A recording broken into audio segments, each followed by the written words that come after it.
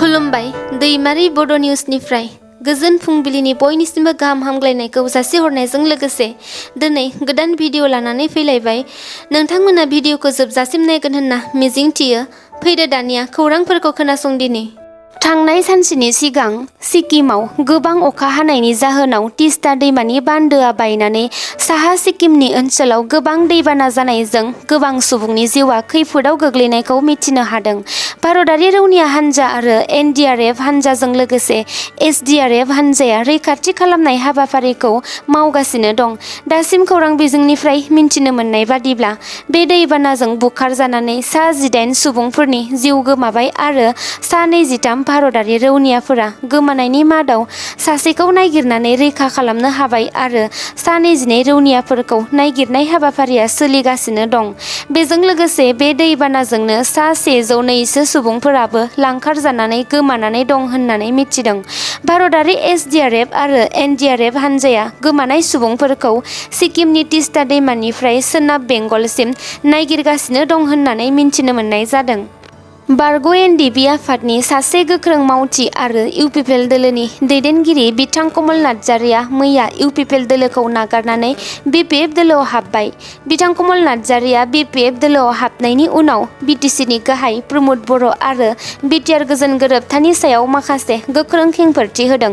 बिथाङा बुंनाय बादिब्ला थांनाय 2020 मायथाइनि 27 जानुवारि सानखालि NDFBनि मोनब्रै फेक्सन आरो AMSUजों लोगोसे UPPUआ भारत सोरखार आरो आसाम सोरखारजों BTR गोजोन गोरोबथा खालामनाया थारैनो NDFBफोरनि दारै खालामजादोंमोन ना बिथां प्रमद बर'जोंल' खालामजानायमोन बेखौ नायबिजिरबाय थादोंमोन आरो जोबथारनायाव बे गोजोन गोरोबथानि मुङाव NDFBजों खालामजानायब्ला प्रमद बर'निल'सो खालामनाय बादि होनना बिथाङा बुङो। जुदि बे गोरोबथाया NDFBजों खालामजानायमोनब्ला दिनैसिम NDFBनि गासै जेलाव थानाय केडारफोरनि केसफोरा हाइनास आरो नन हाइनासनि दारै जोबजोबनो नांसिगौमोन। नाथाय दिनैसिम NDFBनि केडारफोरनि केसफोरा जोबनायनि लामायावनो गैया। बेनिखायनो बिथाङा दिनै UPPL दोलोखौ नागारनानै BPF दोलोआव हाबदों होनना बुङो। बिथाङा UPPL दोलोआव सानथामसो खामानि मावदोंमोनब्लाबो साबजानाय मोनाखै होनना फोरमायदों। लोगोसे बिथाङा आथिखाल BTC हाग्रा बिफाननि EM रनजित बसुमतारीनि सायावबो बुङो दि रनजित बसुमतारीया BTRनि अरनबारि ओनसोलाव गावखौनो गोबां जौगानाय खालामबाय होननानै साननानै लायो।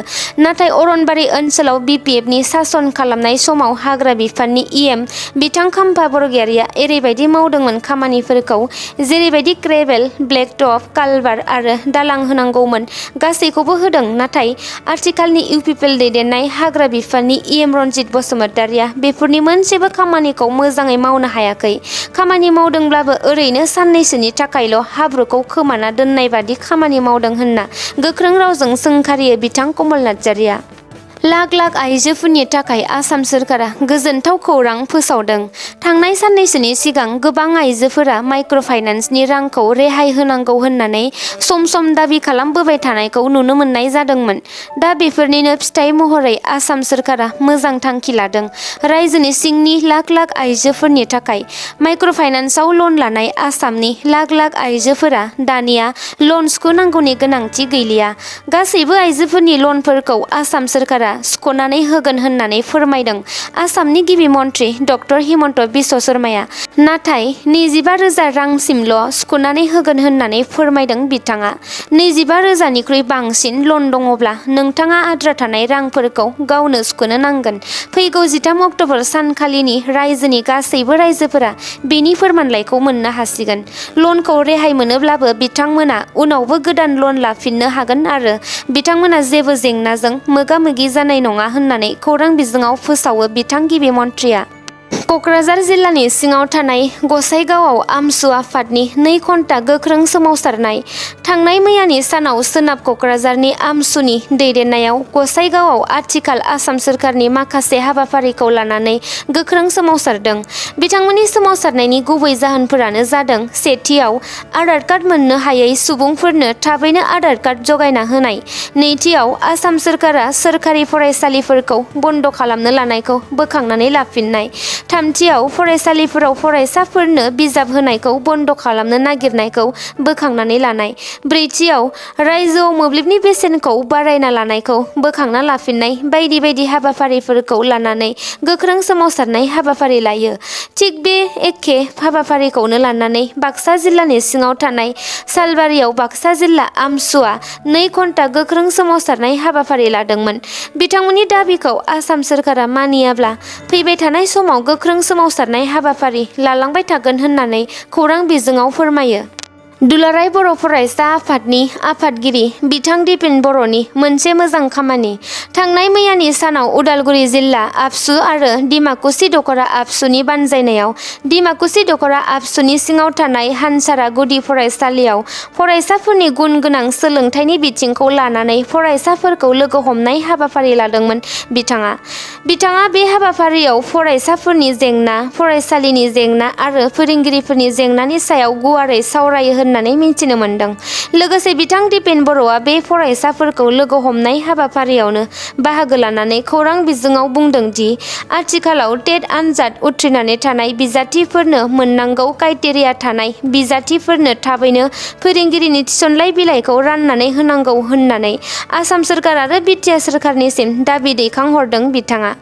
गोबाव समनिफ्रायनो तामुलपुर जिल्लानि सिङाव थानाय रायजो राजाफोरा गंसे मोजां दालांनि गोनांथिजों हालाय हाफाय जानानै दंमोन। तामुलपुर जिल्लानि रायजोफोरा दा बे लामा सामा हान्थिनाय मोननांनाय जेंनाफोरनिफ्राय बारग'नो हासिगोन। मैयानि सानाव बाक्सा जिल्लानि सिङाव थानाय जाथालुक सुन्दुरपुराव थानाय पाग्लादिया दैमानि सायाव गंसे दालांखौ आसाम सोरखारा बिटिसि सोरखारनि मददाव आबुङै लुफुंनायखौ बेखेवनानै होयो। आसामनि गिबि मन्त्रि डक्टर हिमन्त बिश्व शर्माजों लोगोसे बिटिआरनि गाहाय खुंगिरि प्रमद बर'आ मख'नो गोनांदि बे दालांखौ आबुङै लुफुंनो थाखाय आसाम सोरखारा 30 कौटि रां बाहायदोंमोन आरो बे दालांनि गासै लावथाइया 200 मिटारनि होननानै मिथिनो मोन्दों। बे पाग्लादिया दैमानि सायाव थानाय दालांआ तामुलपुर जिल्लानिफ्राय दतमा, बरमा आरो मुसलपुर फारसे थांनायाव रायजो राजाफोरखौ गोबां मदद खालामसिगोन। बे हाबाफारियावनो आसामनि गिबि मन्त्रि डक्टर हिमन्त बिश्व शर्माया बाहागो लानानै खौरां बिजोङाव फोरमायो दि तामुलपुर जिल्लायाव गेलेमु बिथिङाव जौगानाय लाबोनो थाखाय 50 कौटि रांनि गंसे जिल्ला स्टेडियाम बानायना होनाय जासिगोन आरो बे ओनसोलनि रायजो राजाफोरा हानि बिथिङाव मदद खालामोब्ला आसाम मालानि दारै बरमा, दतमा आरो तामुलपुर ओनसोलाव गासै 22 किल'मिटार मोनसे मोजां पाक्कानि लामा लुफुंना होनाय जागोन होननानै बिथाङा बुंदों। बेजों लोगोसे बिटिआर गोरोबथानि सिमा बारायनाय एबा 3.1 दफानि सायावबो बिथाङा गोजोनथाव खौरां फोसावो।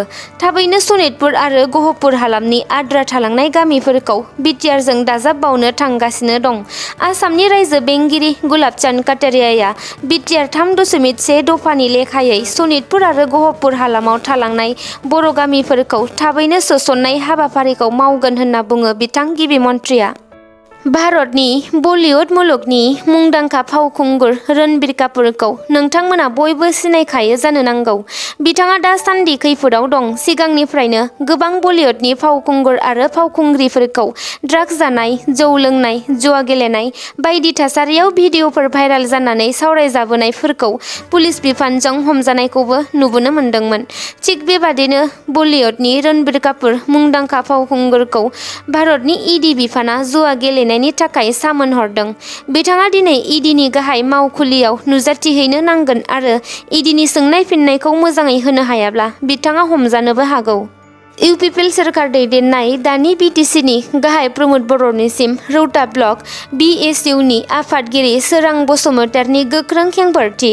बिथाङा बुंनाय बादिब्ला बिटिसिनि गाहाय प्रमद बर'आ बिटिसिनि बारग' गाहाय हाग्रामा महिलारीखौ 17 बोसोराव बिटिसिआव मा मावखो होनना सोंथि खालामबाय थायो। बिनि बिथिङावनो बिथां बिएसइउनि आफादगिरिया फिननाय होयो दि हाग्रामा महिलारी दैदेननाय समावनो बिटिसिआव गोबां फरायसालि, मुलुगसोलोंसालि आरो देहा फाहामसालिजों लोगोसे बायदि बायदि फसंथानफोर फसंनानै बिटिसिखौ जौगाहोदोंमोन। हाग्रामा महिलारीनि थाखायसो दिनै बर' हारिया आथिखालनि रैखाथि गोनां थासारियाव दं आरो बिथांनि थाखायसो बिटिसिआ गोबां जौगानो हादों। नाथाय आथिखालनि इउपिपिएल सोरखारा हाग्रामा महिलारीखौ 17 बोसोराव मा मावखो होनना सोंनाया बर' हारिनि थाखाय लाजिथावना बाथ्रा होननानै बुङो बिथाङा।